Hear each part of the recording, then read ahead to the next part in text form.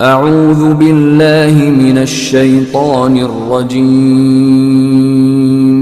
بسم اللہ الرحمن الرحیم۔ قرآن پاک کے باطنی آداب۔ نمبر 1، کلام پاک کی عظمت دل میں رکھے کہ کیا عالی مرتبہ کلام ہے۔ حق سبحانہ و تقدس کی علی شان اور رفعت و کبریائی کو دل میں رکھے جس کا کلام ہے۔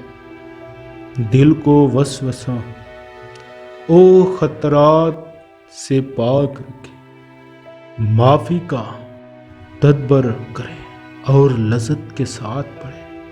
حضور اکرم صلی اللہ علیہ وآلہ وسلم نے ایک شب تمام رات اس آیت کو پڑھ کر گزاری، جس کا ترجمہ ہے: اے اللہ، تو اگر آپ ان کو سزا دیں تو یہ آپ کے بندے ہیں، اور اگر آپ ان کو معاف فرما دیں تو آپ زبردست ہیں، حکمت والے ہیں۔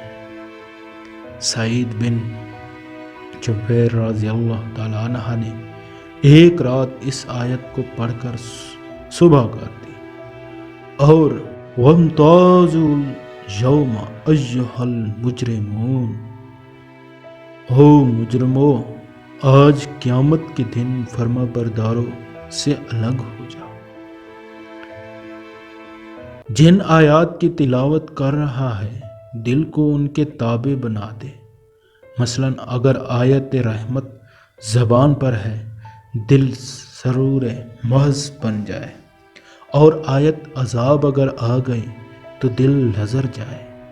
کانوں کو اس درجہ متوجہ بنا دے کہ گویا خود حق کے سبحانہ و تقدس کلام فرما رہے ہیں اور یہ سن رہا ہے۔